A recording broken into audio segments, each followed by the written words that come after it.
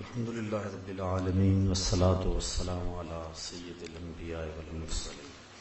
حمد و ثنا، تعریف و توصیف اللہ جل مجدہ الکریم کی ذات پاک کے لیے جو خالق کائنات بھی ہے اور مالک شہنشاہات بھی.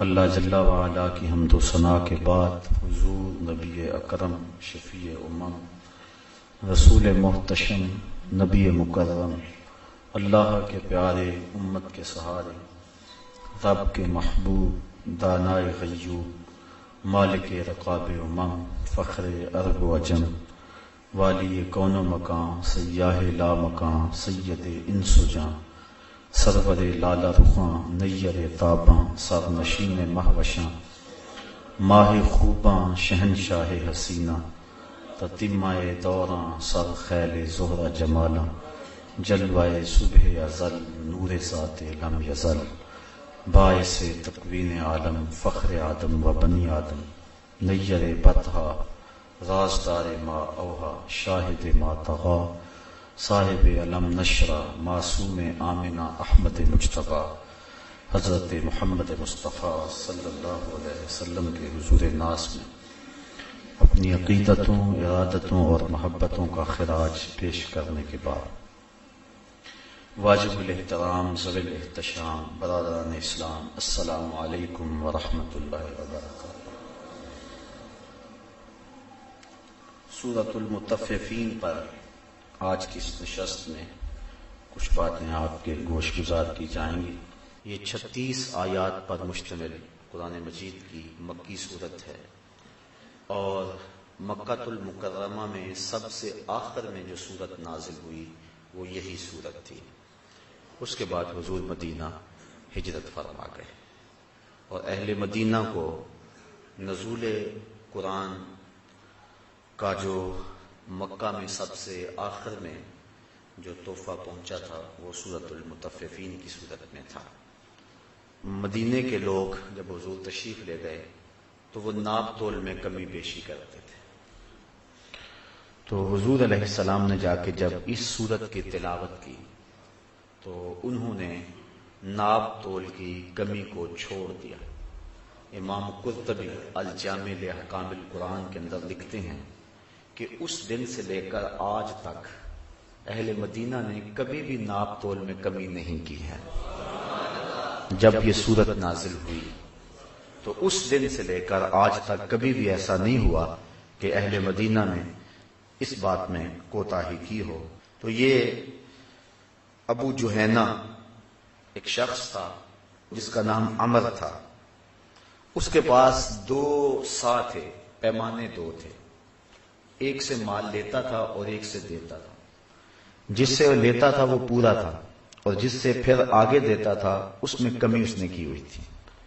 تو اللہ تعالیٰ جل شانہ نے یہ صورت نازل فرمائی کہ ویل للمطففین، خرابی ہے کم تولنے والوں کے لیے. الذین اذا اکتالوا علی الناس یستوفون، وہ جب اوروں سے ماپ لیں تو پورا لیں. وَإِذَا قَالُوهُمْ أَوْ وَزَنُوهُمْ يُخْسِرُونَ، اور جب انہیں ماپ تول کر دیں تو کم کر دیں. یہ چونکہ یہودی یہاں آباد تھے اور ان میں یہ بہت زیادہ کوتاہی پائی جاتی تھی اور ان کی دیکھا دیکھی جو باقی لوگ تھے وہ بھی اس کو عیب نہیں سمجھتے تھے. جب کوئی گناہ معاشرے کے اندر بہت زیادہ پھیل جاتا ہے تو بعض اوقات ایسا ہوتا ہے کہ معاشرے کے لوگ اس گناہ کو بھی گناہ نہیں سمجھتے، اس برائی کو بھی فن قرار دے دیتے. جس طرح کہ موجودہ تجارت کے اندر کئی ایسی قباحتیں موجود ہیں جس کو لوگ سمجھداری اور دانائی اور فن اور اس کام کا اسلوب قرار دیتے ہیں جبکہ وہ شریعت کے ضابطوں کے بالکل برعکس چیزیں ہیں. تو اس دور کے اندر یہ کمی بیشی ناپ تول کے اندر اس حد تک بڑھ گئی تھی کہ انہوں نے اس کو فن قرار دے دیا ہوا تھا، لیکن جب قرآن مجید کی یہ صورت نازل ہوئی تو اس وقت سے لے کر آج تک اہل مدینہ نے ناپ تول میں کمی بیشی نہیں کی۔ ویسے صحابہ کی عادت تھی، مزاج تھا صحابہ کا، جب وہ 10 آیتیں تلاوت کرتے تھے تو اگلی 10 آیتیں تب تلاوت کرتے تھے جب پہلی 10 پہ عمل کر لیتے تھے، یہ ان کا مزاج تھا۔ اور مدینہ شریف میں جو جو قرآن اترتا گیا مزاج میں راسخ ہوتا ہے۔ امام سمہودی نے وفاء الوفا میں لکھا ہے، حضرت عائشہ صدیقہ رضی اللہ تعالی عنہا سے مروی روایت فرماتی ہیں کہ اللہ کے جتنے بھی شہر ہیں یہ تلواروں سے فتح ہوئے، لیکن مدینہ قرآن سے فتح ہوا تھا۔ تو ان کی یہ خصلت بد تھی کہ وہ ناپ تول میں کمی کرتے تھے، تو فرمایا ویل للمطففین، کم تولنے والوں کے لیے خرابی ہے۔ ویسے ویل جہنم کی ایک وادی بھی ہے، ان کو اس وادی کا کہا گیا کہ تمہارے لیے وہ وادی ہے جو ناپ تول میں کمی کرتے ہیں، جب لوگوں سے لیتے ہیں تو پورا لیتے ہیں اور جب لوگوں کو دیتے ہیں تو اس میں کمی کرتے ہیں۔ اور ایک روایت حضرت عبداللہ ابن عباس رضی اللہ تعالیٰ عنہ سے مروی ہے کہ جب کسی قوم میں عہد توڑنے کی عادت پڑ جاتی تو اللہ تعالیٰ ان پر ان کے دشمن کو مسلط کر دیتا ہے، جس کو وہ پسند نہیں کرتے وہ ان کے اوپر مسلط کر دیا جاتا ہے۔ اس وقت پوری دنیا کے اوپر مسلم امہ جس جبر اور ظلم کی چکی میں پس رہی ہے، اور جو ہمارے حالات ہیں، اور وہ ناپاک بھوک جن کی چاپ اب وطن کے شمالی علاقوں میں گونج رہی ہے، تو ہم اس حوالے سے دیکھیں کہ ہماری عہد شکنی کا نتیجہ تو نہیں ہے۔ اور حضرت عبداللہ ابن عباس نے حضور سے اس حدیث کو روایت کیا کہ جب کوئی قوم 5 کام کرتی ہے تو 5 عذاب ان کے اوپر مسلط ہوتے ہیں، 5 کے بدلے میں 5 چیزیں ان کے اوپر مسلط ہوتی ہیں۔ جب کوئی قوم عہد کو توڑ دیتی ہے تو پھر ان کے اوپر دشمن مسلط کر دیا جاتا ہے۔ وعدہ خلافی، عہد کو توڑنا، کیا ہمارے مزاج میں راسخ نہیں ہو چکا ہے؟ اس کی تو ہم پرواہ نہیں کرتے ہیں، جبکہ اللہ کے محبوب علیہ السلام نے ایک شخص سے عہد کر لیا کہ میں یہیں کھڑا ہوں تمہارے آنے تک، تو وہ بھول گیا، لیکن حضور کھڑے 3 دن تک وہیں کھڑے رہے، اور جب 3 دن کے بعد وہ پلٹ کے آیا تو اس نے حضور کو دیکھا تو سخت شرمسار ہوا اور نادم ہوا۔ صرف نماز کے لیے اور قضاء حاجت کے لیے جاتے تھے، پھر آگے وہیں کھڑے ہو جاتے کہ میں نے وعدہ کیا ہوا تیرے آنے تک کھڑا رہوں گا۔ تو جب وہ آیا تو حضور نے فرمایا یار تو نے بڑی مشقت میں ڈال دیا مجھے، صرف اتنی بات کہی، تو نے مجھے بڑی مشقت میں ڈال دیا۔ تو وہیں کھڑے ہیں، عہد کیا ہے اور پھر عہد کو توڑا نہیں ہے، اور اس کے لیے 3 دن تک وہیں کھڑے رہے۔ میں اور آپ ذرا اس حدیث کی روشنی میں اپنے وعدے، اپنے عہد اور لوگوں کے ساتھ ہم نے جو وعدے کیے ہیں، جس شخص کو بھی پوچھے نا کاروبار جو کرتا ہے، جناب کیا حال ہے کاروبار کا، وہ کہتا ہے جو پیسے لے لیتا پھر وہ دینے کا نام ہی نہیں لیتا، وہ تو دعا کرتا ہے کہ ہم ماری جائیں۔ اور بالخصوص وعدے کے حوالے سے تو کوئی شخص بھی وعدے پہ اس دور کے اندر کوئی شاذ و نادر شخص ہوگا جو وعدے پہ پورا اترنے کا مزاج رکھتا ہے۔ میں یہ نہیں کہتا کہ ہیں نہیں، لوگ ہیں آج بھی، لیکن بہت تھوڑی تعداد رہ گئی۔ تو جب عہد کوئی قوم توڑتی ہے تو اس کی سزا کیا ملتی ہے کہ دشمن ان کے اوپر مسلط کر دیے جاتے ہیں۔ دوسری بات، جب کوئی اللہ کے نازل کردہ احکام کے بغیر کسی اور حکم سے فیصلے کرتے ہیں تو ان کے اوپر فقر مسلط کر دیا جاتا ہے۔ اللہ تعالیٰ نے جو ہمارے لیے ضابطہ دیا ہے اس سے ہٹ کر اگر ہم کوئی اور راستہ اختیار کریں گے تو فقر و فاقہ مسلط کر دیا جائے گا۔ دولت کی کثرت کے باوجود بھی فقر اور فاقہ موجود رہے گا۔ وَمَا ظَهَرَتِ الْفَاحِشَةُ فِيهِمْ إِلَّا ظَهَرَ فِيهِ الطَّاعُونُ، اور جب کسی قوم کے اندر فحش اور بے حیائی پیدا ہو جائے گی تو اس کے اندر طاعون جیسی بیماریاں جنم لیں گی، ایسی بیماریاں جو لا علاج ہوں گی وہ جنم لیتی رہیں گی۔ اور جب کسی قوم کے اندر ناپ تول میں کمی آ جاتی ہے تو زمین کے جو سبزے ہیں اللہ تعالیٰ ان کو روک لیتا ہے، اور جب کوئی قوم زکوٰۃ دینا چھوڑ دیتی ہے تو اللہ تعالیٰ ان سے بارش کو روک لیتا ہے۔ بے وقت بارش ہوتی ہے، وقت پہ بارش نہیں ہوتی، جب ضرورت ہے اس وقت نہیں ہوتی، تو یہ عذاب کی ایک صورت ہے۔ تو جو ان 5 امراض میں مبتلا ہوں گی ان کو یہ 5 سزائیں اس کی لازمی طور پہ دی جائیں گی۔ تو ناپ تول میں کمی اللہ کی رحمتوں سے بندے کو محروم کرتی ہے، اور مدینہ شریف پہنچتے ہی سب سے پہلا حکم جو سنایا وہ یہ تھا، چونکہ مدینے کی ریاست کا آغاز حضور نے کیا تھا اور دنیا کے اوپر جو ہے یہ پہلی باقاعدہ نظریاتی ریاست تھی، اور جس ریاست کے اندر معاملات کی صحت سے معاشرت کی صحت کو برقرار رکھنا تھا، اس لیے اگر دیانت اور صداقت کسی قوم میں پائی جائے تو اس قوم کے اندر بہتری آ جاتی ہے، اور ظلم پایا جائے تو بہتری نہیں آتی۔ بلکہ ایک عربی کا مقولہ ہے کہ الملک یدوم بالکفر ولا یدوم بالظلم، ملک جو ہیں وہ کفر سے تو قائم رہ سکتے ہیں، ظلم سے قائم نہیں رہ سکتے ہیں۔ تو آج ہمارے ہاں ظلم پورے عروج پہ ہے، تو اللہ تعالیٰ نے ان لوگوں کی مذمت فرمائی جو ناپ تول میں کمی کرتے ہیں، جب لوگوں کو دیتے ہیں تو اس سے کم دیتے ہیں، اور جب لوگوں سے لیتے ہیں تو پورا لیتے ہیں۔ الا یظن اولئک انہم مبعوثون، کیا ان کو گمان نہیں کہ انہیں قیامت کے دن اٹھایا جانا ہے؟ لیوم عظیم، ایک عظمت والے دن کے لیے۔ یعنی یہ عقیدہ اگر ہو تو پھر انسان ناپ تول میں کمی نہیں کر سکتا۔ جہاں کوئی پولیس کوئی ایجنسی نہیں پہنچ سکتی وہاں یہ عقیدہ پہنچتا ہے۔ یہ خیال کہ میں آج جو بھی کر رہا ہوں کوئی مجھے دیکھ رہا ہے یا نہیں دیکھ رہا، اللہ تو دیکھ رہا ہے، اور کل قیامت کے دن ہر شے تشت از بام تو ہو جائیں، اس دن تو ہر شے سامنے آ جائے گی۔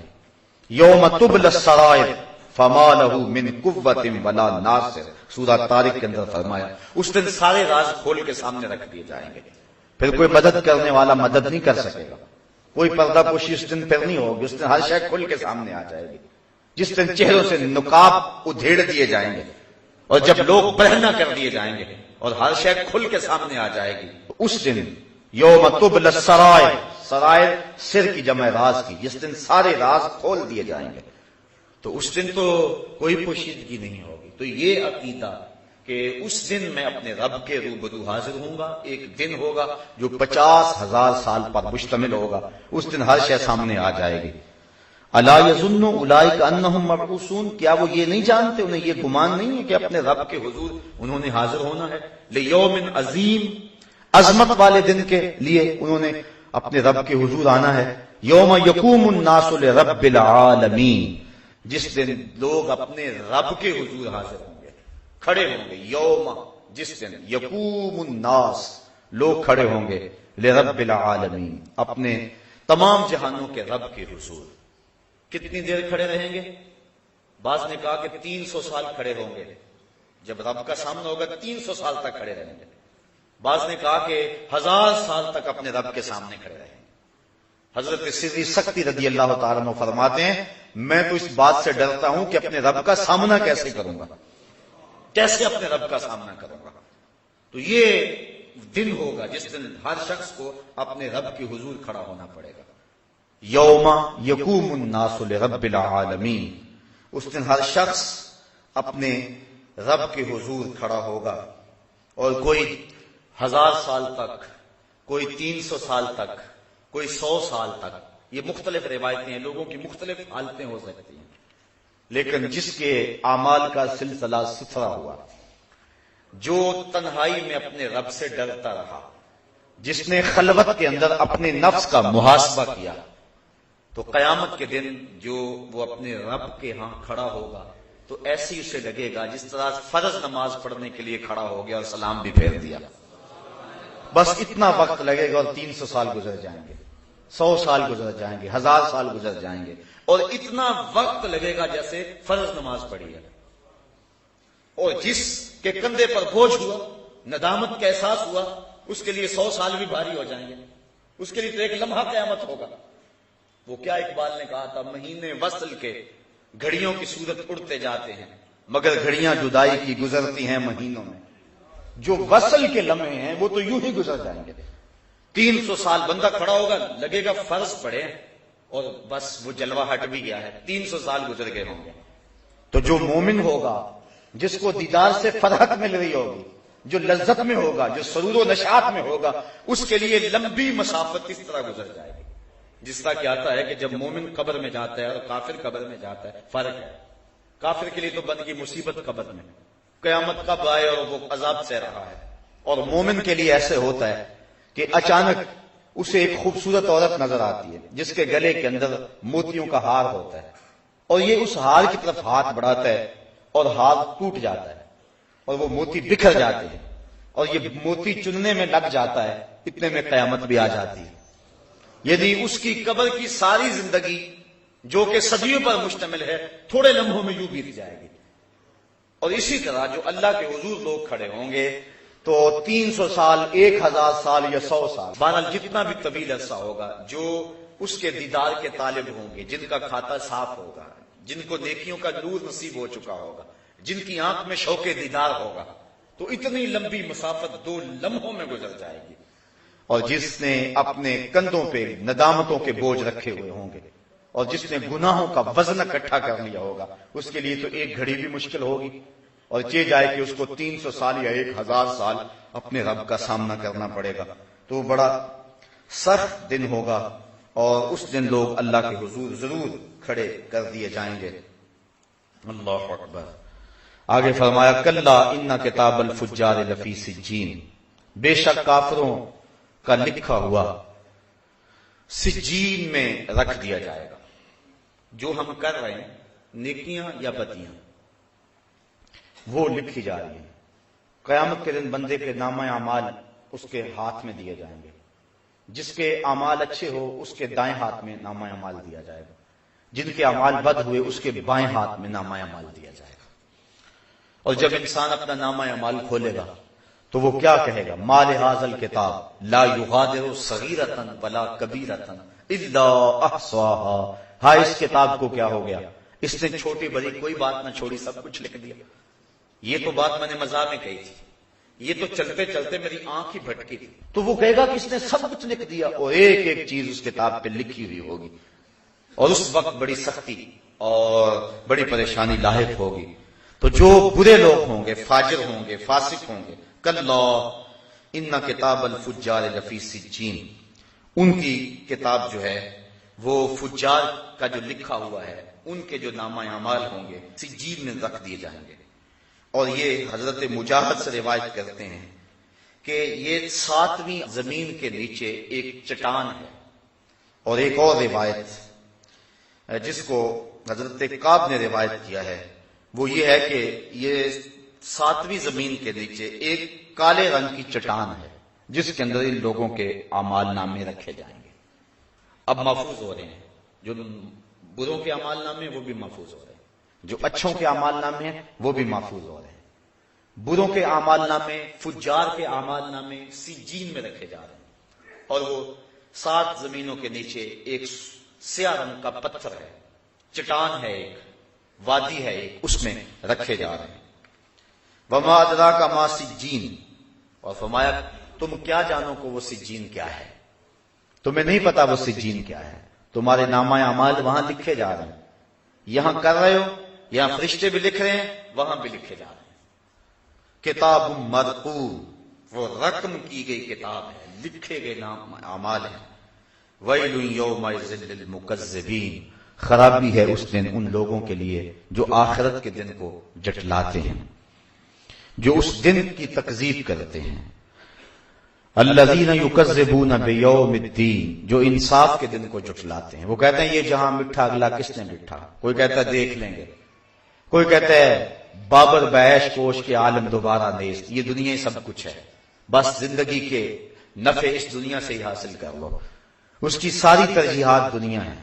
ذرا میں اور آپ غور تو کریں، صبح سے لے کر شام تک اور شام سے لے کر صبح تک کس مقصد کے لیے زندگی گزار رہے ہیں؟ یہ کیا سب کچھ دنیا ہی ہے یا کوئی اور جہان بھی موجود ہے؟ اگر کوئی اور جہان بھی موجود ہے تو اس کے لیے ہم آگے کیا بھیج رہے ہیں، کیا کر رہے ہیں؟ ہم یہ نہیں کہتے کہ دنیا کے لیے کاروبار نہ کرو، کمائی نہ کرو، لیکن جہاں جتنا رہنا ہے وہاں اتنا ٹھکانہ بناؤ۔ 10 دن کے لیے سفر پہ جاتے ہو، بیرون ملک جاتے ہو، وطن میں کہیں چلے جاتے ہو، تو وہاں 10 دن رہنا ہو تو وہاں آپ کوئی کوٹھی تو نہیں خریدتے، وہاں تو ایک ہوٹل کا کمرہ کرائے پہ لیتے ہیں۔ میاں یہاں ایک کوٹھی خرید لو نا، کہتے نہیں بس میں نے 10 دن تو رہنا، تو جہاں 10 دن رہیں وہاں مکان کرائے پہ لیا جاتا ہے، اور جہاں 10 سال رہنا ہے، زیادہ رہنا ہے، وہاں چلو آپ ایک مکان بنا لیں۔ اور جہاں ہمیشہ ہی رہنا ہے، زندگی کا خاتمہ ہی نہیں ہے، نقطہ انجام ہی نہیں ہے، زندگی ختم ہی نہیں ہونی ہے، تو کبھی سوچا اس کے لیے کیا بنایا؟ اس کے لیے یا ایھا الذین آمنوا اتقوا اللہ ولتنظر نفس ما قدمت لغد، اللہ فرماتا ہے ایمان والو اللہ سے ڈر جاؤ، اور ہر جان یہ سوچے اس نے آنے والے کل کے لیے آگے کیا بھیجا۔ دنیا کا تو تمہیں پتا ہے، اتنی ہماری جائیداد ہے، اتنی پراپرٹی ہے، اتنی دولت ہمارے پاس بینکوں میں موجود ہے، اتنی ہماری مالیت کا مکان ہے، یہ کوٹھی اتنی مالیت کی ہے، زیورات ہمارے پاس جو ہے وہ اتنی مالیت کی ہے، یہ تو سارا حساب ہے ہمیں، لیکن کبھی یہ بھی سوچا کہ آخرت میں کیا بھیج چکے ہیں؟ وَلْتَنْظُرْ نَفْسٌ مَا قَدَّمَتْ لِغَدٍ، ہر جان یہ دیکھے اس نے آنے والے کل کے لیے کیا بھیجا۔ یہ ساری زندگی کتنی ہے؟ 50 سال کی، 60 سال کی، 100 سال کی لگا لیں، لیکن حشر کا ایک دن 50,000 سال کا ہوگا۔ 50 سال کا نہیں، 100 سال کا بھی نہیں، 50,000 سال کا ایک دن ہوگا، پہلا دن، اور اس کے بعد پھر موت کو مینڈے کی شکل میں لا کے ذبح کر دیا جائے گا، موت کو بھی موت آ گئی۔ اب ایسی زندگی جو کبھی ختم نہیں ہوگی، اس زندگی کو برباد کر لیں اور اس زندگی کو سنوار لیں، اس سے بڑی نادانی اور کیا ہو سکتی ہے؟ کوشش تو ہو دونوں زندگیاں سنور جائیں، ربنا آتنا فی الدنیا حسنۃ وفی الآخرۃ حسنۃ، یہ بھی ٹھیک ہو جائے وہ بھی ٹھیک ہو جائے، لیکن اگر دونوں میں ایک کو ترجیح دینا پڑے تو اس ابدی اور سرمدی زندگی کو ترجیح دیں۔ تو کہا کہ اس دن کو جھٹلا دیا۔ ایک ہے زبان سے جھٹلانا، تکذیب کرنا، میں نہیں آخرت کو مانتا، اور ایک ہے اپنے عمل اور اپنے رویے سے آخرت کی تکذیب کرنا، اپنے انداز معاشرت سے آخرت کی تکذیب کرنا۔ میں اور آپ دیکھیں ہمارا جس طرح کا رویہ ہے زندگی گزارنے کا، کیا ہمارا عمل، ہمارا کردار، ہمارے شب و روز، ہماری زندگی کے لیل و نہار آخرت کی تکذیب نہیں کر رہے ہیں؟ جو کچھ ہے اس دنیا کے لیے، یہ آخرت کے لیے ہم نے کیا آگے بھیجا، اور آخرت کے حوالے سے ہماری تگ و تاز کیا ہے، ہماری فکر کیا ہے، ہماری جد و جہد کیا ہے۔ پچھلے دن ایک فوتگی ہو گئی، تو قبر میں تدفین کر کے شام کا وقت تھا، جب واپس پلٹے تو میں اپنے گھر میں آ بیٹھ کر کے سوچنے لگا، اس شخص سے تعلق تھا، تو عشاء کی نماز کے بعد نیند نہیں آ رہی تھی، تو کافی دیر تک مغفرت کی دعا میں مشغول رہا۔ جب پچھلا پہر ہوا تو میرے دل میں ایک بات آئی، اور مجھے 2-3 دن تک اس بات نے تڑپائے رکھا۔ میں نے کہا بیٹے نے انٹرویو دینا ہونا تو اس کو انٹرویو پہ بھیج کے ماں باپ مصلے بھی بچھاتے ہیں، اور ماں باپ دعائیں بھی کرواتے ہیں، اور ہمیں بھی فون کرتے ہیں، لیکن اس کے ماں باپ نے مجھے فون نہیں کیا کہ بیٹا سخت انٹرویو اب اس سے لیا جائے گا تو جناب دعا کرنا۔ یعنی ہماری آخرت کے معاملے میں جو ترجیح ہے وہ نہیں رہی ہے۔ بیٹا یا بیٹی یا عزیز قبر میں اتر جائے تو اس کے بارے میں ہم وہ فکر مند نہیں ہوتے جو اس کے دنیا کے معاملات کے اندر ہماری فکر مندی ہوتی ہے۔ اور اس کو ذرا تھوڑے لمحوں میں تنہائی میں کبھی سوچنا کہ ایسا ہی نہیں ہے تو ہمارا عمل، ہمارا رویہ اور ہماری زندگی جو ہے یہ آخرت کی تکذیب کر رہی ہے۔ تو اللہ تعالیٰ جل شانہ نے ارشاد فرمایا ویل یومئذ للمکذبین، خرابی ہے اس دن کو جھٹلانے والوں کے لیے، اس دن کی تکذیب کرنے والوں کے لیے۔ کوئی کہتا ہے یہ جہاں مٹھا اگلا کس نے ڈٹھا، کوئی کہہ رہا جی دیکھ لیں گے آخرت آئے گی تو دیکھ لیں گے، اتنا آسان تو نہیں ہے۔ ایک شخص کہتا ہے جی جہنم میں گئے بھی تو ایک جھٹکا لگے گا، ایک بس غوطہ لگے گا اور آ جائیں گے۔ فما اصبرہم علی النار، لوگوں کا آگ پر کتنا حوصلہ ہے۔ حضور علیہ السلام تشریف فرما تھے کہ اچانک ایک دھماکے کی آواز آئی، فرمایا صحابہ جانتے ہو یہ آواز کیسی ہے؟ کہا اللہ و رسولہ عالم، اللہ اور اس کا رسول خوب جانتا ہے. فرمایا 70 سال قبل ایک پتھر جہنم میں پھینکا گیا تھا، اب یہ اس کے پیندے میں گرا ہے، یہ گرنے کی آواز ہے. تو 70 سال کی گہرائی ہے جہنم میں.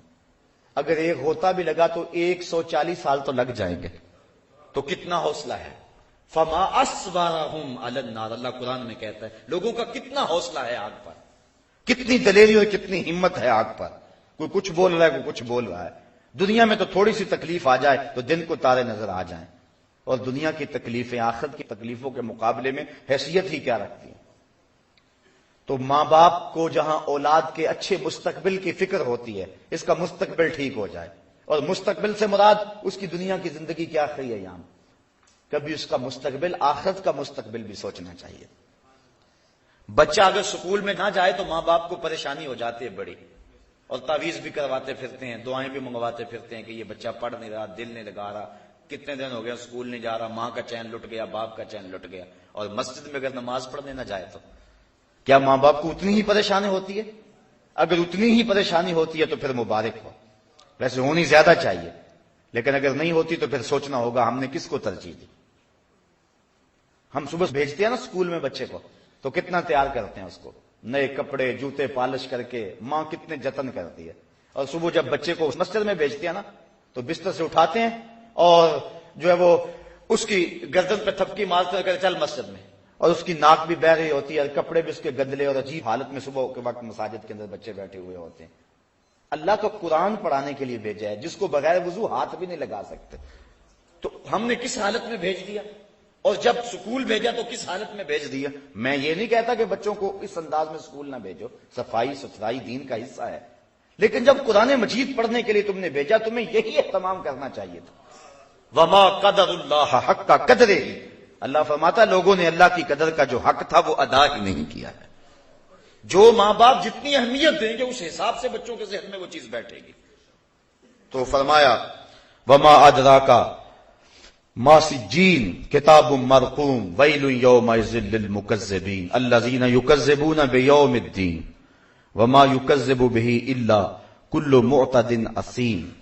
اور آخرت کو وہی جٹلائے گا جو سرکش اور گناہگار ہوگا، جس کے سینے میں خوف خدا کی چنگاری موجود ہوگی، وہ آخرت کی قولاً عملاً کبھی بھی تکذیب نہیں کرے گا. اس کی زندگی کا سب سے اہم مسئلہ یہ ہوگا. بخاری شریف کتاب الایمان کی روایت ہے، ایک تابعی کہتے ہیں میں 30 صحابہ سے ملا ہوں اور میں نے 30 صحابہ میں ایک کو بھی نہیں دیکھا جو ایمان کے بارے میں فکر مند نہ ہو. 30 صحابہ میں ہر بندہ فکر مند تھا ہمارا خاتمہ ایمان پہ ہو جائے، ہمارا خاتمہ ایمان پہ ہو جائے. جب بھی بات ہوتی خاتمہ ایمان کی بات ہوتی. حضرت سعید بن المسیب 80 سال عمر ہے، زندگی و موت کی کشمکش ہے. لوگ حال پوچھنے آئے، کہا سعید بن المسیب کیا حال ہے؟ ہم سے اگر کوئی حال پوچھنا کیا حال ہے تو ہم یہی کہیں گے ٹھیک ہے، صحت ٹھیک ہے، کاروبار ٹھیک ہے، یہی حال ہمارا حال کا مفہوم ہی ہے. لیکن حضرت سعید بن المسیب سے پوچھا کیا حال ہے؟ کہا اللہ کا شکر ہے، شیطان جس روپ میں آئے میرا کچھ نہیں بگاڑ سکتا، لیکن اگر عورت کے روپ میں آئے تو میں کچھ کہہ نہیں سکتا. 80 سال کی عمر میں کہہ رہے ہیں. انہیں اس وقت بھی فکر لگی ہوئی ہے کہیں شیطان اس راستے نہ آ جائے. اور انہیں اپنے حال کی صحت جو ہے کہ میرا حال ٹھیک ہے، بیمار ہیں، پوچھنے والے کہتے ہیں کیا حال ہے؟ کہا اللہ کا شکر ہے کہ شیطان کا ہر راستہ میں نے روک دیا ہوا اللہ کی توفیق سے. حضرت سری سکتی کا جب بیٹا فوت ہو گیا، تدفین میں تجہیز و تکفین میں ایک نماز بھی فوت ہو گئی اور لوگ آپ کو افسوس کرنے آ رہے تھے. آپ نے شام کے وقت اٹھتے ہوئے کہا کتنا عجیب دور آ گیا، میرا بیٹا فوت ہوا، سارا شہر افسوس کے لیے آیا اور میری نماز فوت ہوئی کسی ایک نے بھی نہیں پوچھا. تو یہ فکر والی باتیں ہیں. تو کہا وما یکذب بہ الا کل معتد اثیم، اور اسے نہ جھٹلائے گا مگر ہر سرکش آدمی. اذا تتلی علیہ آیاتنا قال اساطیر الاولین، جب اس کے سامنے یہ آیتیں پڑھی جاتی ہیں وہ کہتا ہے یہ پچھلوں کی قصے کہانیاں ہیں. قرآن بھی اس کے من میں جو ہے وہ زیر و غم پیدا نہیں کرتا. قرآن کی آیتیں بھی اس کے اندر روشنی پیدا نہیں کرتی، وہ اتنا اس کا دل جو ہے وہ سیاہ ہو گیا ہے. اور یہ کیوں کہتا ہے کہ یہ پچھلوں کی کہانی ہے؟ یہ قولن کہے یا عملن کہے. کلا بل ران علی قلوبہم ما کانوا یکسبون، کلا بل کوئی نہیں بلکہ رانا علی قلوبہم اس کے دل پر زنگ چڑھا دیا گیا ہے، زنگ چڑھ گیا ہے. ما کانوا یکسبون. اللہ تعالیٰ نے زنگ نہیں چڑھایا، اس کی کرتوتوں کی وجہ سے زنگ چڑھ گیا. دنیا میں انہماک کی وجہ سے زنگ چڑھ گیا، گناہوں کی کثرت کی وجہ سے زنگ چڑھ گیا. اور ایک حدیث میں آتا ہے جب کوئی شخص گناہ کرتا ہے تو اس کے دل کے اوپر ایک سیاہ نقطہ پڑتا ہے. اگر وہ توبہ کر لے دل صاف ہو جاتا ہے، لیکن اگر وہ توبہ نہیں کرتا، گناہ پہ پھر گناہ کرتا ہے تو ایک نقطہ اور ساتھ لگ جاتا ہے، پھر گناہ کرتا ہے تیسرا نقطہ لگ جاتا ہے. حتیٰ کہ اس کا پورا دل سیاہ ہو جاتا ہے. اور جب پورا دل سیاہ ہو جائے تو پھر کوئی نیا گناہ کا نقطہ لگنے سے اسے محسوس ہی نہیں ہوتا. چٹا لباس ہو، ایک بھی کالا داغ لگ جائے تو پریشانی ہوتی ہے، اور جب سارا لباس ہی داغ داغ ہو جائے تو پھر کوئی نیا داغ اس کو محسوس ہی نہیں ہوگا. اور دوسری مثال سے یوں سمجھایا گیا، فرمایا کہ جب کوئی شخص گناہ کرتا ہے تو اس کے دل کے برتن میں سوئی کے ناکے کے برابر سوراخ ہو جاتا ہے، اور اگر وہ توبہ کرتا ہے تو وہ بند ہو جاتا ہے، اور نہیں تو پھر اس کے ساتھ تھوڑا سا اور سوراخ بڑھ جاتا ہے. حتیٰ کہ گناہ کرتا رہتا ہے اور سوراخ ہوتے رہتے ہیں. پھر اس کے دل کی مثال غربال کی طرح ہو جاتی ہے. غربال کہتے ہیں چھاننی کو، جس کے پورے پیندے کے اندر سوراخ ہوتے ہیں. جب اس کا دل چھاننی بن جاتا ہے تو قرآن کی آیتیں ہوں، احادیث رسول ہوں، نصیحت کرنے والوں کی نصیحت ہو، کچھ بھی ہو، اٹھتے ہوئے جنازے ہوں، پھیلی ہوئی قبریں ہوں، عبرت کے ہزاروں نشان ہوں، لیکن جس طرح چھاننی کے اندر جتنا مرضی پانی ڈالو ایک قطرہ بھی نہیں ٹھہرتا، اس کے دل کے اندر کوئی شے بھی نہیں ٹھہرتی. سارا قرآن بھی پڑھ کے سنا دو، اس کو ایک قطرہ بھی نصیب نہیں ہوتا، کیونکہ اس کا دل چھاننی کی طرح ہو جاتا ہے اور اس کے دل میں کوئی شے نہیں ٹھہرتی. یا تو اس چادر کی طرح ہو جاتا ہے جس کے اوپر سیاہیاں ہی مل دی جائیں، اب کوئی نئی سیاہی پریشانی کا باعث نہیں ہوگی. ہم جب پیدا ہوئے تھے تو ہم ناپاک پیدا نہیں ہوئے تھے، ہمارا دل پاک تھا، گناہ کا کوئی داغ ہماری ضمیر پہ نہیں تھا. نفس پلیت پلیت چا کیتا اسی آپ پلیت تا ناسے، یعنی نفس نے میں پلیت کیا، ہم خود پلیت تو نہیں تھے. میاں صاحب فرماتے ہیں چٹی چادر عملہ والی تے داغ نہ لامی جڑیاں، پھر نہ آکھیں حشر دہاڑے حال ربا کی بنیا. یہ سفید چادر ہے، اس کے اوپر اگر گناہ کا داغ لگتا چلا جائے گا دل سیاہ ہو جائے گا، اور جب دل سیاہ ہو گیا تو پھر حق اور باطل کی تمیز نہیں رہے گی. امام غزالی نے احیاء کے اندر ایک روایت نقل کی ہے کہ جب کوئی شخص گناہ کرتا ہے اور وہ مومن ہے تو اس کی کیفیت ایسے ہوتی ہے جس طرح پہاڑ کے نیچے آ گیا، ابھی گر نہ جائے اور یہ کچلا نہ جائے، اور جلدی جلدی وہ توبہ کرتا ہے، بے چین ہو جاتا ہے، مضطرب ہو جاتا ہے. گناہ کر گیا، نماز چھٹ گئی، گناہ ہو گیا، کسی کا دل دکھا بیٹھا، اذیت دے بیٹھا کسی کو، کوئی ملاوٹ حرام کی کر بیٹھا، کوئی مسئلہ بن گیا، بس اس کا دل بے چین ہے، بے تاب ہے. یہ مومن کی شان ہے. اور منافق کی یہ کیفیت ہے، جب گناہ کرتا ہے تو سمجھتا ہے کہ بدن کے اوپر مکھی بیٹھی تھی اور میں نے اس کو اڑا دیا. اب میں اور آپ ذرا دیکھیں کہ ہماری کیفیت کیا ہے.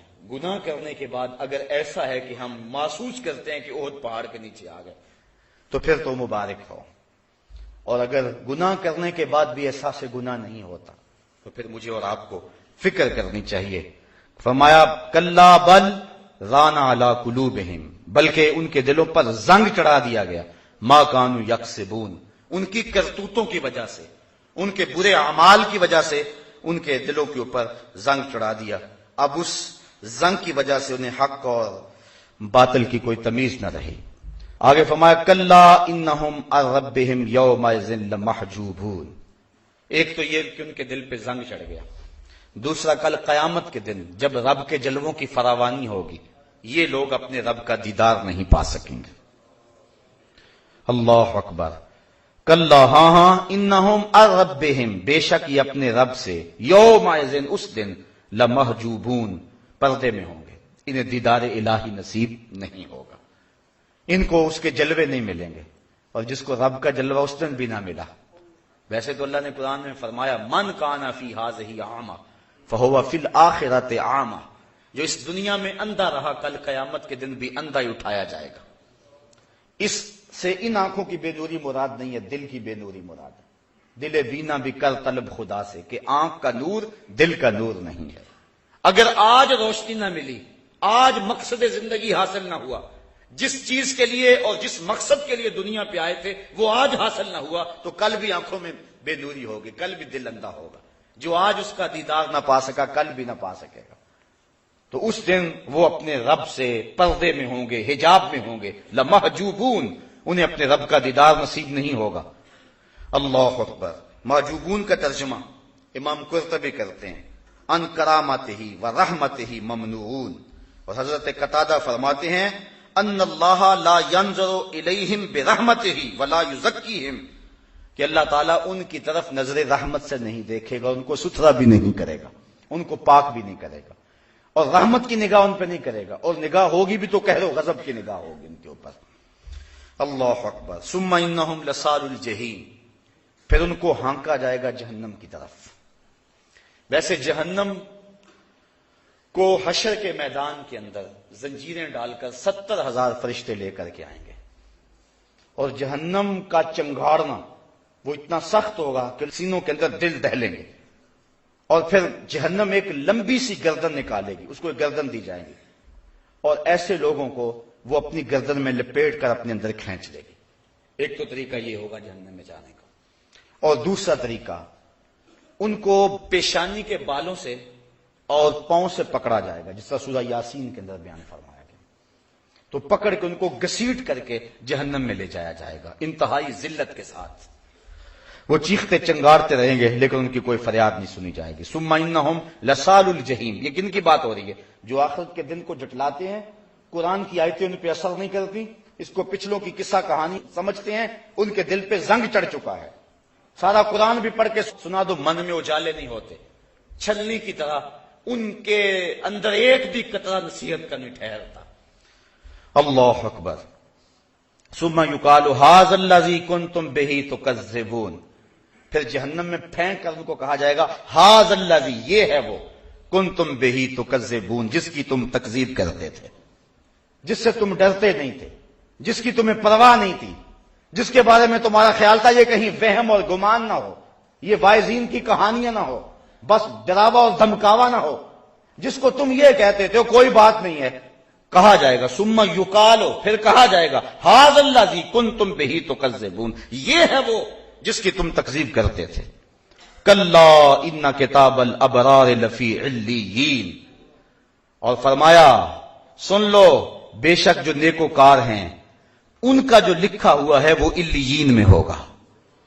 اب علیین کیا ہے؟ آگے فرمایا وما ادراک ما علیون. علیون کیا ہے؟ تم کیا جانو علیین کیا ہے؟ کتاب مرقوم، وہ ایک ایسی کتاب ہے جس کے اوپر مہر لگی ہوئی ہے. تمہارا نام ہے اعمال جو مہر زدہ ہے. یشہدہ المقربون، وہ ایسی جگہ پہ ہوگا، عرش کی دائیں سمت یہ مقام ہے علیین، جہاں نیکوں کے اعمال نامے رکھے گئے ہیں. اور یشہدہ المقربون، مقرب فرشتے ان جگہوں کی زیارت کرنے آتے ہیں. روزانہ فرشتے جاتے ہیں جو علیین کی زیارت کرتے ہیں کہ یہ وہ جگہ ہے جہاں نیک لوگوں کے اعمال نامے رکھے گئے ہیں. ان الابرار لفی نعیم، بے شک جو نیکوکار ہیں وہ نعمتوں میں ہوں گے، چین کی زندگی میں ہوں گے. دنیا پر تو دکھ دیکھ لیا، اذیتیں بھی سہ لی، تکلیفیں بھی سہ لی. سحری کے وقت اٹھے، سارا دن روزے سے رہے، نظر پہ پہرا بٹھایا، خیالوں کو آوارہ نہیں ہونے دیا، سوچوں کو بے لگام نہیں ہونے دیا، اپنے رزق کے اندر حرام کا ایک لقمہ بھی شامل نہیں ہونے دیا. زمانے کی دوڑ سے پیچھے رہ گئے، لوگ انہیں دقیانوس بھی کہتے رہے، کوئی انہیں مسیطر کہہ کے تانا بھی دیتا رہا، لیکن دنیا پر انہوں نے اپنی حفاظت کی. ان الابرار لفی نعیم، یہ نیکوکار چین کی زندگی میں ہوں گے. علی الارائک ینظرون، تختوں پر بیٹھے ہوئے ہوں گے، تختوں پر بیٹھے ہوں گے. ینظرون، اور دیکھتے ہوں گے. کیا دیکھیں گے؟ اس پر مفسرین کی مختلف آراء ہیں. بعض کہتے ہیں کہ جہنم کے اندر جو ان کے دشمن جل رہے ہوں گے ان کو دیکھیں گے، جو ان کو دنیا پہ تانے دیتے ہوں گے ان کو دیکھیں گے. اور ایک قول یہ ہے علی الارائک ینظرون، وہ وہاں تختوں پہ بیٹھ کے اپنے رب کا نظارہ کریں گے اور جنت کی نعمتوں کو دیکھیں گے. تعرف فی وجوہہم نضرۃ النعیم. اور اے مخاطب، تو ان کے چہروں سے ہی ان کے اندر کی تازگی کو جان لے گا. ان کے اندر کتنی خوشی ہے، ان کا دل کتنا اچھل رہا ہے، ان کے من میں کتنی خوشیوں کا احساس ہے. تعرف، تو پہچان لے گا، فی وجوہہم، ان کے چہروں سے، کیا؟ نضرۃ النعیم، نعمت کی جو تازگی ہے ان کے اندر کو جو رب نے مالا مال کیا ہے، ان کے سینے میں جو اجالے کیے ہیں، اور رب کے دیدار کے بعد ان کے چہرے پہ جو تازگی آئی ہے، وہ تجھے پہچاننے میں دیر نہیں لگے گی۔ جب تو دیکھے گا تو پہچان لے گا کہ ان چہروں نے تو رب کو دیکھا ہوا ہے۔ تعرف فی وجوہہم نظرۃ النعیم، ایک تو یہ ان کو نعمت دی جائے گی۔ دوسری نعمت یسقون من رحیق مختوم، انہیں نتھری ہوئی شراب پلائی جائے گی جس کے اوپر مہر لگی ہوئی ہوئے گی۔ یسقون پلائی جائے گی، من رحیق ایسی کہ جس میں ملاوٹ نہیں ہوگی۔ وہ اور ہیں جو پانی ملا کے پیتے ہیں، یہاں تو قلم لگی ہے بوتل ہلا کے پیتے ہیں۔ بالکل خالص شراب، شراب طہور۔ جس نے دنیا کی شراب سے منہ موڑا حقیقی نشہ اسے نصیب ہوگا۔ اللہ اکبر۔ یسقون من رحیق، ایک تو وہ نتھری ہوئی ہوگی، خالص ہوگی، ملاوٹ نہیں ہوگی۔ مختوم، دوسرا اس کے اوپر مہر بھی لگی ہوئی ہوگی۔ مہر لگنے کا مطلب کیا ہوتا ہے کہ اس کے اندر کی شے باہر نہیں آئی اور باہر کی شے اندر نہیں گئی، یعنی بالکل خالص۔ ختامہ مسک، اور اس کی مہر کس چیز کی ہوگی؟ کستوری کی ہوگی۔ ختامہ مسک، اس کی جو مہر پر لگی ہوئی ہوگی وہ کستوری کی لگی ہوئی ہوگی۔ بعض نے اس سے مراد ختامہ سے مہر نہیں لیا، وہ کہتے ہیں ختام سے مراد آخری گھونٹ ہے، جو اس شراب کا آخری گھونٹ ہوگا وہ کستوری کا ہوگا، جس سے منہ میں خوشبو پھیل جائے گی۔ اللہ اکبر۔ وفی ذالک فلیتنافس المتنافسون، اور جو رغبت کرنے والے لوگ ہیں ان کو چاہیے کہ ایسی شراب کی طرف رغبت کریں۔ یہ ہے وہ پینے والی چیز، اور ملے گی کیسے؟ اللہ اکبر۔ کبھی حوریں پہ لائیں گی، کبھی غلمان دیں گے، کبھی اس چشمے پہ جا کے خود پیئیں گے، اور ایک وقت ایسا بھی آئے گا۔ اللہ اکبر۔ وَسَقَاهُمْ رَبُّهُمْ شَرَابًا طَهُورًا، ان کا رب انہیں اپنے دستے کرم سے پلائے گا، پھر دنیا کی ساری تھکن اتر جائے گی، جس کو وہ خود اپنے دستے کرم سے پلائے گا۔ اس کا دستے قدرت جو ہے وہ اس بندے کی ناز برداری کرے گا۔ وَسَقَاهُمْ رَبُّهُمْ شَرَابًا طَهُورًا، تو کہا فَلْيَتَنَافَسِ الْمُتَنَافِسُونَ، پھر وہ تو پینی چاہیے نا جس کو یار خود اپنے ہاتھوں سے پلائے۔ شراب مصفا چو روئے نگار، شراب مصفا چو لالے نگار، بدے ساکیا جام آتش لباس، کہ مستی کنند اہل دل التماس۔ وہ تو شراب پینے کو پھر جی چاہے گا جس کو خود وہ دستے کرم سے پلائے گا۔ وَمِزَاجُهُ مِن تسنیم، اور اس کے اندر تسنیم بھی ملا ہوا ہوگا۔ ایک اور شراب کا تذکرہ کیا گیا، وَمِزَاجُهُ، اور اس کے اندر آمیزش ہوگی، امتزاج ہوگا، من تسنیم، تسنیم کا۔ اور تسنیم کیا ہے؟ ایک سپیشل چشمہ ہے جو جنت میں خاص لوگوں کو اس چشمے تک جانے دیا جائے گا، تو اس کے اندر ملونی ہوگی اس تسنیم کی۔ عَيْنًا يَشْرَبُ بِهَا الْمُقَرَّبُونَ، وہ تسنیم کیا ہے آگے بیان کر دیا۔ عَيْنًا چشمہ ہے، یشرب پیئیں گے بہا جس چشمے سے المقربون جو بارگاہ رب کے مقرب ہوں گے، یہ چشمہ صرف انہی کو نصیب ہوگا۔ ان الذین اجرموا کانوا من الذین آمنوا یضحکون، اور وہ لوگ جنہوں نے جرم کیے، مجرم تھے، کانوا من الذین آمنوا یضحکون، وہ اہل ایمان سے ہنستے تھے۔ اس سے مراد ابو جہل، اس سے مراد ابو لہب، اس سے مراد امام قرطبی لکھتے ہیں ولید بن مغیرہ، اور اس قبیل کے جو کافر تھے جو صحابہ کو دیکھتے، حضرت بلال حبشی کو، حضرت جو ہے وہ عمار ابن یاسر کو، اس قبیل کے جب صحابہ کو دیکھتے تو یہ ہنستے اور آوازیں کستے اور اپنی آنکھوں سے اشارے کرتے اور کہتے یہ دیکھو اسلام کے ماننے والے ہیں۔ اللہ تعالیٰ ارشاد فرماتا ہے ان الذین اجرموا، جنہوں نے جرم کیے، کانوا من الذین آمنوا یضحکون، وہ اہل ایمان پہ ہنستے تھے۔ وَإِذَا مَرُّوا بِهِمْ يَتَغَامَزُونَ، اور جب ان کے قریب سے گزرتے تو وہ آنکھوں سے اشارے کرتے، انہیں دیکھو ذرا، انہیں دیکھو۔ اللہ اکبر۔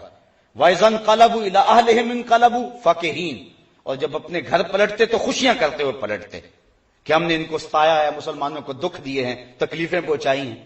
امیہ بن خلف نے کیا کچھ نہیں کیا تھا، تپتے ہوئے کوئلوں پہ حضرت بلال حبشی کو لٹایا، کبھی گلے میں رسی ڈال کر اوباشوں کے ہاتھوں میں دے دیا، اسے گھسیٹو مکے کے بازاروں میں، کبھی نوکیلے پتھروں پر آپ کو رکھا اور اوپر سے آپ کو کھینچا، کبھی کچھ کیا، لیکن بلال بھی مسکرا کے کہتے تھے تو ترش روح ہو کے گالی ہزار دے، یہ وہ نشہ ہی نہیں جسے ترشی اتار دے. تو جو کرنا ہے کر. کسی نے کہا بلال تجھے سنگریزوں پہ کھینچ رہے ہیں اور پتھروں پہ تجھے لٹا رہے ہیں اور ریت پہ تجھے گھسیٹ رہے ہیں, کوئلوں پہ تجھے ڈال رہے ہیں, اور تم عجیب آدمی ہو, آگے سے مسکراتے ہو. تو حضرت بلال کہنے لگے کوئی کچا برتن بھی خریدے نا تو اس کو خوب ٹھونک بجا کے دیکھتا ہے کہ یہ کہیں خراب تو نہیں ہے. میرا رب مجھ کو خرید رہا ہے, مجھے دیکھ رہا ہے, کہیں یہ خراب تو نہیں ہے. اور بدنامی سے بڑھتا ہے محبت کا غم. کیا کیا دکھ نہ دیے, کیا کیا اذیتوں سے نہیں یہ لوگ گزرے. اللہ اکبر. ایسا بھی ہوا کہ ایک کی دونوں ٹانگوں کو اونٹوں کی پچھلی ٹانگوں سے باندھ دیا گیا. دونوں ٹانگیں مخالف سمت اونٹ کھڑے ہیں اور ٹانگوں کو باندھ دیا گیا اور اونٹوں کو پھر دوڑنے کے لیے کہا گیا. جب اونٹوں کو ماری نا چابک اور یہ جسم لگا چرنے اور سرخ سرخ قطرے گرنے لگے.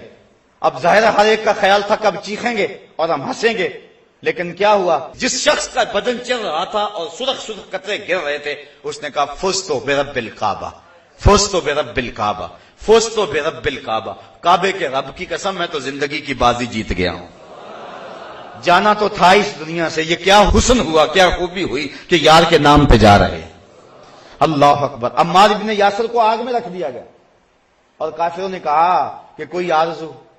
اللہ اکبر. تو حضرت عمار ابن یاسر کہنے لگے کاش اس لمحے حضور کی زیارت نصیب ہو جائے. بندہ مٹ نہ جائے آقا پہ تو وہ بندہ کیا ہے, بے خبر ہو جو غلاموں سے وہ آقا کیا. دور طیبہ سے جب بھی میں تڑپا کبھی ان کو حالات کی سب خبر ہو گئے. حضرت عمار ابن یاسر کی آنکھوں میں آنسو آ گئے, ابھی حضور نہیں پہنچے اور ان کو پکڑ کے آگ میں ڈال دیا گیا. کافر سمجھے ڈر گیا. تپتے ہوئے کوئلوں پہ آگ میں جانا اتنا آسان کام تو نہیں ہے.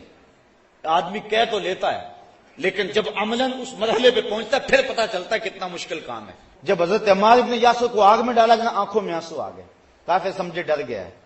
کہا منحرف ہوتا ہے تجھے چھوڑ دیں. کہا تم کچھ اور سمجھے ہو, میں کسی اور کے لیے رو رہا ہوں. پھنسی جو دام میں بلبل تو لگی یوں کہنے, پھنسی جو دام میں بلبل تو لگی یوں کہنے, کرے گا قتل گر کیا ہے تو نے اسیر مجھے. کباب شمع کے شعلہ پہ کیجئے اے سیاد کہ شکل گل نظر آئے دم اخیر مجھے. تھوڑا سا مشکل نہ ہو جائے. بلبل کو پکڑ لیا تھا نا شکاری نے, تو بلبل نے کہا کہ تو مجھے چھوڑے گا تو نہیں, نہ میں تجھے کہتی ہوں مجھے چھوڑ دے, تو میرا کباب تو تیار کرے گا, لیکن میری ایک آرزو ہے, جب میرا کباب تیار کرے مجھے کچی آگ پہ نہیں بھوننا, مجھے جلتے ہوئے شعلے پر میرا کباب تیار کرنا ہے. کیوں؟ اس لیے کہ میں بلبل ہوں اور بلبل کی زندگی کا محبوب ترین چیز پھول ہے, اور پھول تو اب ہے نہیں, تو جب جلتا ہوا شعلہ سامنے آتا ہے تو لگتا پھول ہی ہے. تو مجھے جب روح نکل رہی ہو تو دم آخر رخ یار تو سامنے ہو. پھنسی جو دام میں بلبل تو لگی یوں کہنے, کرے گا قتل گر کیا ہے تو نے اسیر مجھے. کباب شمع کے شعلہ پہ کیجئے اے سیاد کہ شکل گل نظر آئے دم اخیر مجھے. کہا میں اس آگ سے تو نہیں رو رہا, میں تو تڑپ رہا ہوں شکل گل نظر آئے دم اخیر مجھے. بس یہ تڑپ تھی کہ حضور تشریف لے آئے, اور کافروں نے پکڑ کے حضرت عمار ابن یاسر کو اتنی دیر میں پھر آگ میں رکھ دیا. تو حضور آگے بڑھے اور حضرت عمار ابن یاسر کے سر پہ ہاتھ رکھ دیا اور فرمایا یا نارو کونی بردم و سلامن علی عمار ابن یاسر کما کنت علی ابراہیم. اے آگ جس طرح ابراہیم پہ ٹھنڈی ہوئی تھی آج میرے عمار پہ بھی ٹھنڈی ہو جا. اور حضور نے فرمایا صبرن آل یاسر موعدکم الجنہ, آل یاسر صبر کرو, اللہ نے تم سے جنت کا وعدہ کیا ہوا. تو یہ تھوڑے دکھ تو نہیں سہے تھے, تھوڑی تکلیفیں تو نہیں سہی تھی, تانے دیتے, ان کے اوپر تھوک جاتے اور ان کو برا بھلا کہتے, بلکہ حضور کو کہتے ان لوگوں کو اٹھاؤ اپنے پاس سے پھر ہم تمہاری بات سنیں گے. تو یہ اہل ایمان پر ہنستے تھے. ان الذین اجرموا کانوا من الذین آمنوا یضحکون, ان پر ہنستے تھے. وَإِذَا مَرُّوا بِهِمْ يَتَغَامَزُونَ, اور جب ان کے قریب سے گزرتے تو آپس میں آنکھوں سے اشارے کرتے تھے. وَإِذَا انقلبوا إِلَىٰ أَهْلِهِمْ انقلبوا فَكِهِينَ, اور جب اپنے گھروں کو پلٹتے تو خوشیاں مناتے کہ ہم نے ستایا ہے, آج بلال کو دکھ دیے ہیں. وَإِذَا رَأَوْهُمْ قَالُوا إِنَّ هَٰؤُلَاءِ لَضَالُّونَ, جب مسلمانوں کو دیکھتے کہتے یہ گمراہ لوگ ہیں, یہ بہکے ہوئے لوگ ہیں. وہ کہتے تھے کہ یہ سابی ہو گئے, انہوں نے دین کو چھوڑ دیا ہوا ہے, یہ گمراہ لوگ ہیں, یہ بہکے ہوئے لوگ ہیں. بہکے ہوئے لوگ ہدایت پر گامزن لوگوں کو بیٹھے ہوئے کہتے ہیں وما ارسلوا علیہم حافظون، حالانکہ ہم نے ان کو ان پر نگہبان بنا کر تو نہیں بھیجا تھا. فَالْيَوْمَ الَّذِينَ آمَنُوا مِنَ الْكُفَّارِ يَضْحَكُونَ، آج یہ ایمان والے ان کو دیکھ کے ہنس رہے، کل وہ ہنستے تھے آج یہ ہنسیں گے. عَلَى الْأَرَائِكِ يَنظُرُونَ، تختوں پر بیٹھ کر دیکھتے ہیں. هَلْ ثُوِّبَ الْكُفَّارُ مَا كَانُوا يَفْعَلُونَ، کیوں کچھ بدلہ ملا کافروں کو اپنے کرتوتوں کا، جو وہ کہتے تھے آج انہیں مزہ آ گیا کہ کیا کہتے تھے. تو اہل حق ہی کامیاب اور بامراد ہوں گے اور اہل باطل رسوا کر دیے جائیں گے. اللہ مجھے آپ کو اپنی رحمتوں اور کرم نوازیوں کا حصار دے. وآخر دعوانا ان الحمد للہ رب العالمین.